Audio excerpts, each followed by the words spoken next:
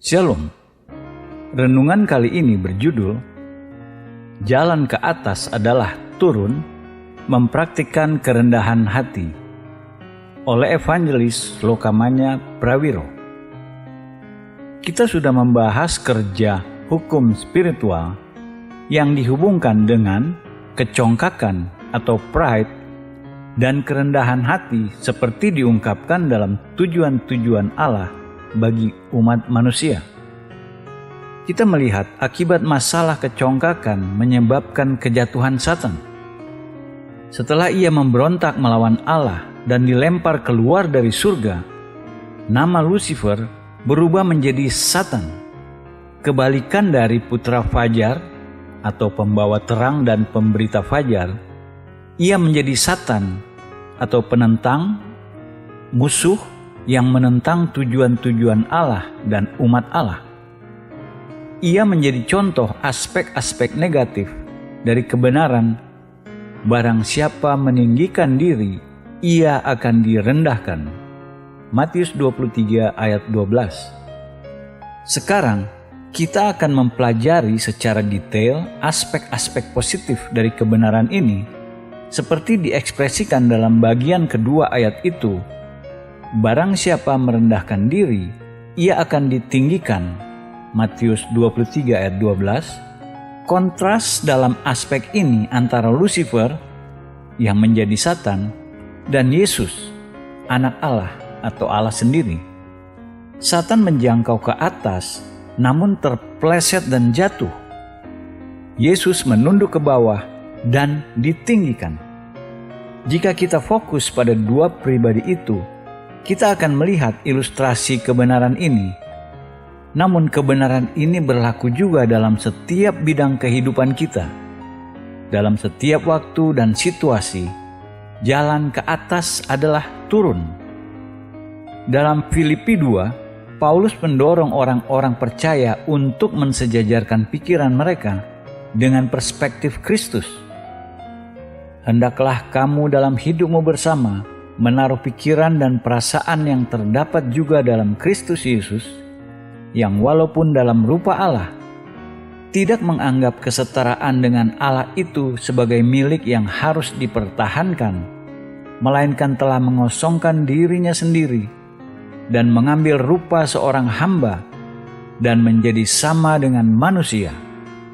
Dan dalam keadaan sebagai manusia, ia telah merendahkan dirinya dan taat sampai mati, bahkan sampai mati di kayu salib. Itulah sebabnya Allah sangat meninggikan dia dan mengaruniakan kepadanya nama di atas segala nama, supaya dalam nama Yesus bertekuk lutut segala yang ada di langit dan yang ada di atas bumi dan yang ada di bawah bumi, dan segala lidah mengaku Yesus Kristus adalah Tuhan, bagi kemuliaan Allah Bapa. Filipi 2 ayat 5-11. Paulus mengobservasi bahwa sikap Kristus berlawanan dengan Satan yang menganggap persamaan dengan Allah sesuatu untuk direbut. Satan menjangkau ke atas, merebutnya, terpleset, dan jatuh. Tidak bisa dibatalkan. Di mana Alkitab New International Version berkata, Yesus merendahkan dirinya. Filipi 2 ayat 8. Alkitab New American Standard berkata, Yesus mengosongkan dirinya sendiri. Filipi 2 ayat 7. Terjemahan yang lebih harfiah, Paulus menulis suratnya kepada orang-orang di Filipi ketika ia dipenjara. Dalam nas ini, kita bisa mengidentifikasi 7 langkah turun dan 7 langkah ke atas. Dalam kitab suci, angka 7 menandakan kesempurnaan, diasosiasikan dengan Roh Kudus. Pertama, ia mengosongkan dirinya. Yesus melepaskan semua atribut keilahian. Kedua, ia menjadi seorang hamba. Ia Tuhan yang menjadi hamba. Ketiga, ia dibuat serupa dengan manusia. Ia menjadi manusia bukan malaikat. Keempat, penampilannya seperti manusia ketika Yesus berjalan di kotanya, Nazaret, tidak ada yang khusus untuk membedakannya dari semua orang lain di kota itu. Ketika Petrus pada akhirnya mengidentifikasikannya sebagai Mesias dan Anak Allah, Yesus berkata, "Berbahagialah engkau Simon bin Yunus, sebab bukan manusia yang menyatakan itu kepadamu, melainkan Bapa-Ku yang di surga." Matius 16 ayat 17. Tidak ada dalam penampilan luarnya yang membuatnya berbeda dari orang-orang lain pada zamannya. Kelima, ia merendahkan dirinya. Bukan hanya ia manusia pada zamannya, namun ia seorang yang rendah hati pada zamannya. Dia bukan pangeran, orang kaya, pemimpin politik, atau komandan militer. Ia tidak memiliki apa-apa atau fungsi yang membuat orang terkesan. Keenam, ia taat sampai mati. Ia bukan hanya hidup sebagai manusia, namun ia juga mati sebagai manusia. Ketujuh, ia mati di kayu salib. Ia tunduk pada kehinaan, rasa malu, penolakan, dan penderitaan. Yesus mengambil 7 langkah turun ke tempat paling bawah dari semua tempat kriminal. Ia ditolak oleh orang-orang dan bahkan ditolak oleh Bapa demi kita. Apa hasilnya? Kita melihat kitab Filipi 2 ayat 9 dimulai dengan kata, "Itulah sebabnya." Itu karena apa yang datang kemudian adalah kerja dari hukum ilahi, bukan hanya kecelakaan. Yesus tidak ditinggikan karena ia anak Allah. Ia ditinggikan karena ia layak memperolehnya. Bahkan Yesus tunduk pada hukum ini. Tidak ada orang di dalam alam semesta yang tidak tunduk pada hukum ini, yakni barang siapa merendahkan diri akan ditinggikan. Pertama, Allah meninggikan Yesus ke tempat tertinggi. Kedua, Allah memberinya nama di atas segala nama, satu nama di atas segala nama, dan itu nama Yesus. Ketiga, supaya dalam nama Yesus bertekuk setiap lutut. Langkah keempat, 5 dan 6 adalah bidang yang berbeda dalam alam semesta. Keempat, di surga. Kelima, di bumi. Keenam, di bawah bumi. 3 bidang besar dalam alam semesta yang semuanya mengakui ditinggikannya Yesus dengan bertekuk lutut. Ketujuh, segala lidah mengaku Yesus Kristus adalah Tuhan bagi kemuliaan Allah Bapa. Yesus mengambil 7 langkah turun dan 7 langkah ke atas, namun ia harus melakukannya dalam urutan itu.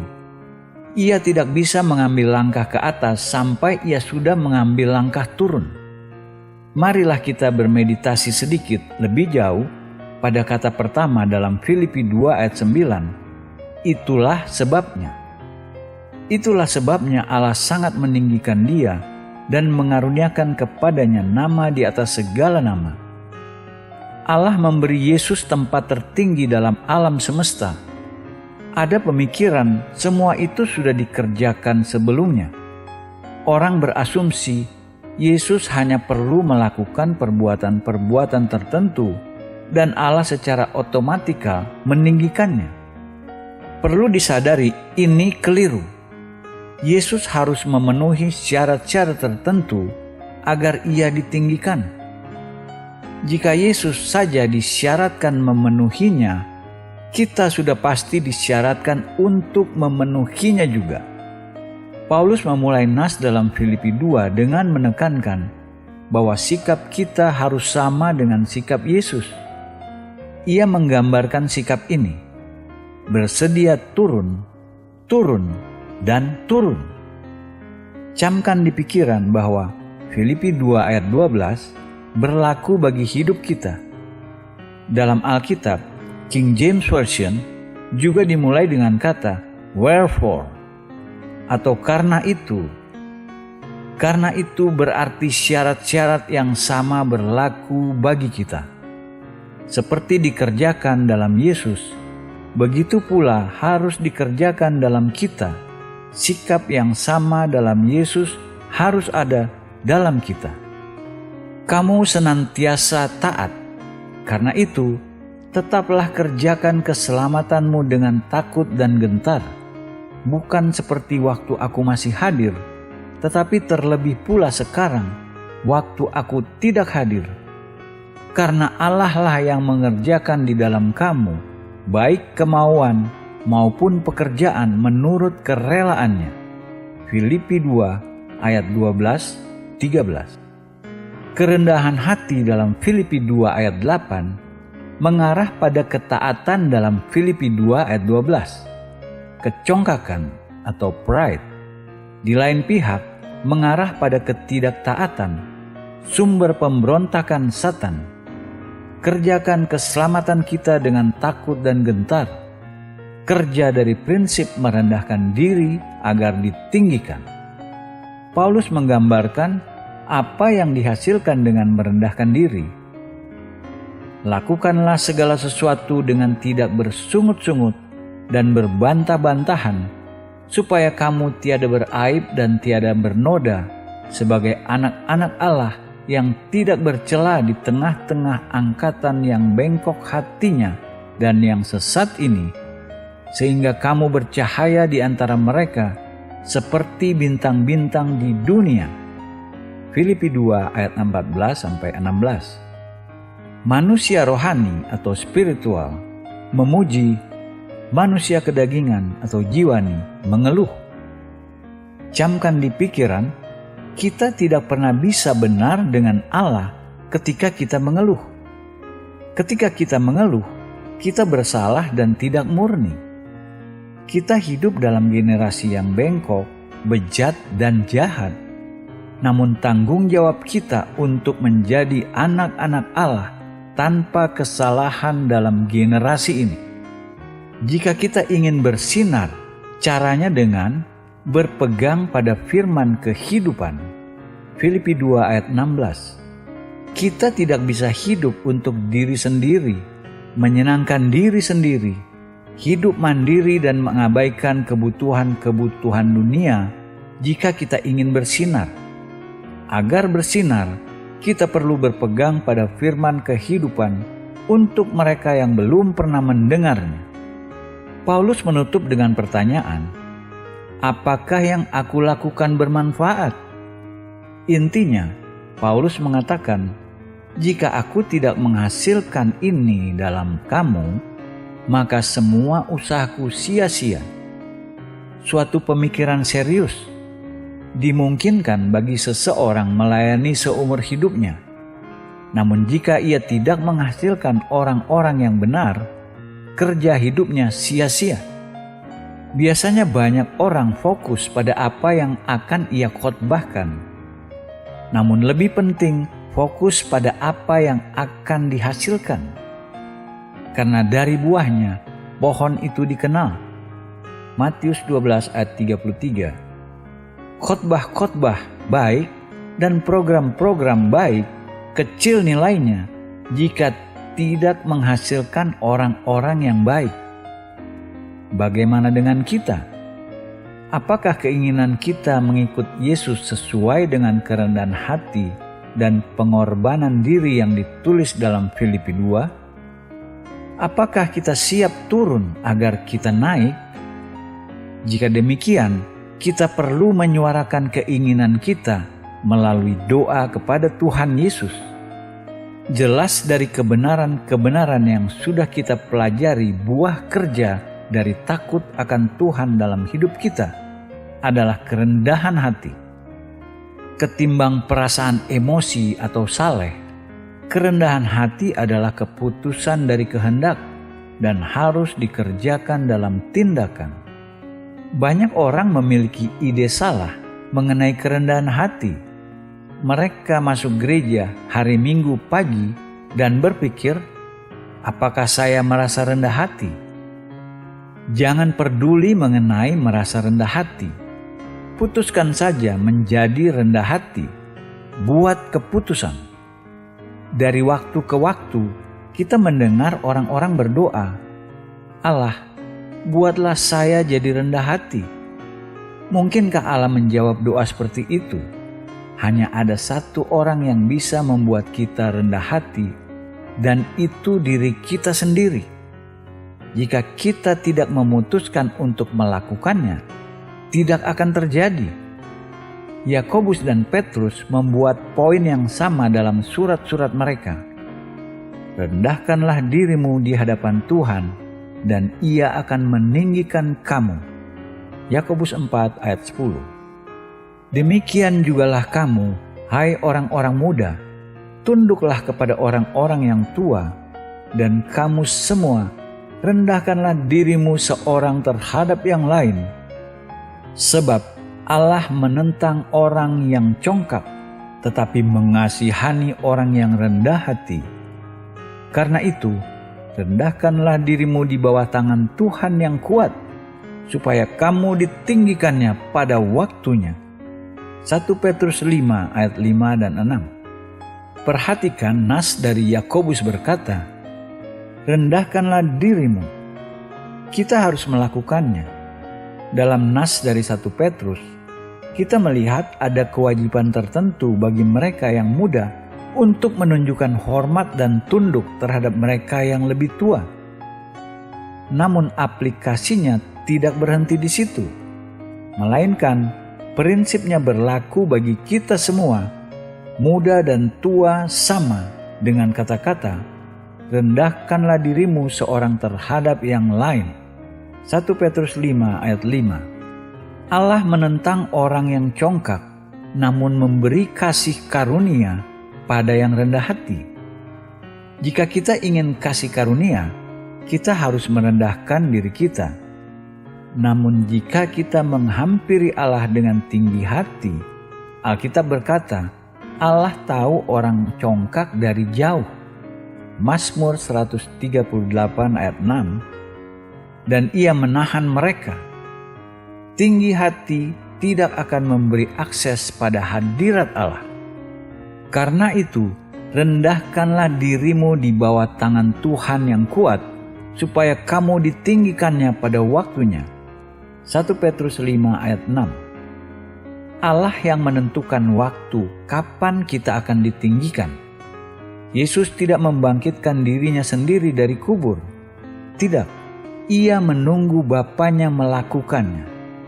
Satu dari tes terbesar dalam hidup kita adalah merendahkan diri dan menunggu Allah merespons. Ia biasanya tidak merespons ketika kita berpikir Dia harus. Sebab adalah kasih karunia jika seorang karena sadar akan kehendak Allah menanggung penderitaan yang tidak harus ia tanggung. Sebab dapatkah disebut pujian jika kamu menderita pukulan karena kamu berbuat dosa? Tetapi jika kamu berbuat baik dan karena itu kamu harus menderita, maka itu adalah kasih karunia pada Allah. Sebab untuk itulah kamu dipanggil. Karena Kristus pun telah menderita untuk kamu dan telah meninggalkan teladan bagimu, supaya kamu mengikuti jejaknya. 1 Petrus 2 ayat 19-21. Terjemahan yang indah. Kenapa kita harus bertahan mengalami penderitaan yang tidak adil? Kita bisa bertahan jika kita sadar akan kehendak Allah. 1 Petrus 2 ayat 19. Banyak orang Kristen tidak sadar bahwa mengalami penderitaan tidak adil adalah bagian dari panggilan mereka. Sebagai orang Kristen, kita dipanggil untuk menderita ketidakadilan. Kenapa? Untuk mengkultivasi kerendahan hati. Kita perlu melihat apa yang Allah lakukan. Allah mengatur keadaan. Ketika Alkitab berkata, rendahkanlah dirimu di hadapan Tuhan. Yakobus 4 ayat 10 mereferensi pada hubungan pribadi kita dengan Tuhan. Kerendahan hati harus datang melalui keputusan kehendak kita. Keputusan itu harus dilakukan dalam tindakan, bukan dalam kata-kata atau emosi. Yesus berkata dalam Lukas 14 ayat 8-11, bahwa jika seseorang diundang ke pesta perkawinan, ia tidak boleh duduk di meja kehormatan, tetapi harus duduk di tempat terendah. Maka jalan satu-satunya untuk naik, seseorang harus merubah statusnya. Ada dua cara praktikal dalam prinsip merendahkan diri yang harus diaplikasikan dalam hidup kita. Pertama, ketika kita pertama kali datang pada Allah. Dan kedua, ketika kita menjadi dewasa dalam kehidupan spiritual kita.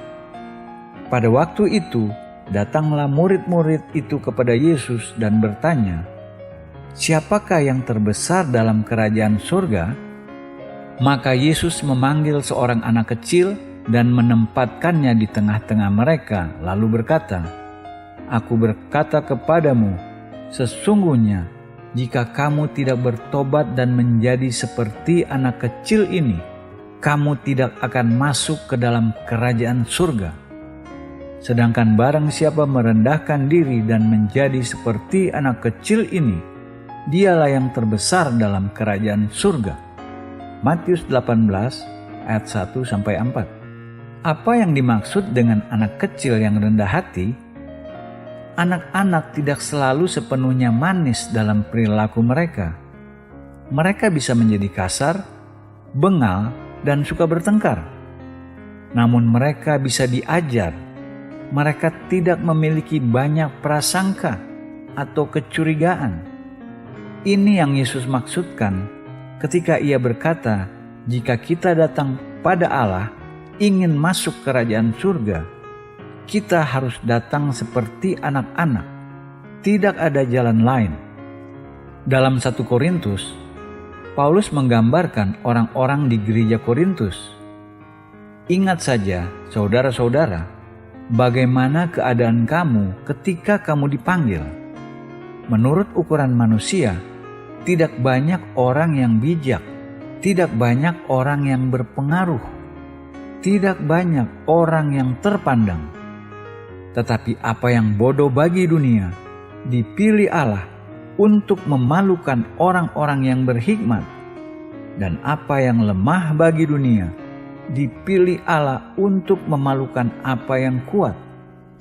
Dan apa yang tidak terpandang dan yang hina bagi dunia, dipilih Allah untuk memalukan apa yang kuat, dan apa yang tidak terpandang dan yang hina bagi dunia, dipilih Allah, bahkan apa yang tidak berarti, dipilih Allah untuk meniadakan apa yang berarti, supaya jangan ada seorang manusia pun yang membanggakan diri di hadapan Allah. 1 Korintus 1 ayat 26-29. Tidak ada yang salah dengan menjadi bijaksana, berpengaruh, atau bangsawan. Kualitas-kualitas ini sendiri bukan masalah. Masalah timbul ketika kualitas-kualitas ini menghasilkan kecongkakan atau pride dalam diri mereka yang memilikinya. Ini sering terjadi. Hikmat bukan masalah, melainkan kecongkakan yang datang karena memiliki hikmat. Menjadi bangsawan bukan masalah, melainkan kecongkakan yang datang karena menjadi bangsawan. Ini menjelaskan kenapa dalam persekutuan orang-orang percaya, orang-orang yang memiliki kualitas-kualitas itu hanya sedikit. Bukan karena Allah menentang hikmat, pengaruh, atau kebangsawanan, namun ia menentang adanya kecenderungan kualitas-kualitas itu menciptakan kecongkakan dalam orang-orang yang memilikinya. Semua kecongkakan harus dieradikasi dan Allah membuat pilihannya berdasarkan itu. Lukas menulis mengenai prinsip universal ini mungkin lebih dari penulis-penulis Injil lain. Ada seorang pemimpin bertanya kepada Yesus, katanya, "Guru yang baik, apa yang harus aku perbuat untuk memperoleh hidup yang kekal?" Jawab Yesus, Mengapa kau katakan aku baik? Tak seorang pun yang baik, selain daripada Allah saja. Engkau tentu mengetahui segala perintah Allah. Jangan berzinah, jangan mengucapkan saksi dusta, hormatilah ayahmu dan ibumu. Kata orang itu, semuanya itu telah kuturuti sejak masa mudaku. Mendengar itu, Yesus berkata kepadanya, masih tinggal satu hal lagi yang harus kau lakukan. Jualah segala yang kau miliki dan bagi-bagikanlah itu kepada orang-orang miskin, maka engkau akan beroleh harta di surga. Kemudian datanglah kemari dan ikutlah aku. Ketika orang ini mendengar perkataan itu, ia menjadi amat sedih, sebab ia sangat kaya. Lukas 18 ayat 18-23. Kesedihan orang ini bukan tipikal semua orang kaya. Namun di hadapan Yesus Kristus, nilai-nilai orang ini berubah tiba-tiba secara radikal. Lalu Yesus memandang dia dan berkata, alangkah sukarnya orang yang beruang masuk ke dalam kerajaan Allah. Sebab lebih mudah seekor unta masuk melalui lubang jarum daripada seorang kaya masuk ke dalam kerajaan Allah. Lukas 18 ayat 24-25. Signifikan frasa lubang jarum butuh penjelasan. Di Yerusalem ada pintu gerbang besi ke kota tua. Gerbang besar besi itu ditutup setiap malam ketika matahari tenggelam. Jika musafir datang dengan unta setelah gelap dan mencoba masuk ke kota tua, penjaga yang bertanggung jawab tidak membuka pintu besi yang besar. Sebaliknya, mereka membuka pintu besi yang lebih kecil, bagian dari pintu yang lebih besar. Pintu yang lebih kecil ini memiliki ukuran tinggi 1,2 meter dan lebar 0,61 meter. Agar bisa melewati pintu, musafir tersebut harus menurunkan semua barang dari untanya dan membujuk untanya berlutut agar bisa melewati pintu sempit itu. Pintu kecil ini dikenal sebagai lubang jarum. Ketika Yesus berbicara mengenai lebih mudah seekor unta masuk melewati lubang jarum, ia tidak menggunakan ekspresi yang tidak relevan, melainkan ia berbicara mengenai sesuatu yang jelas dan dikenal oleh pendengarnya.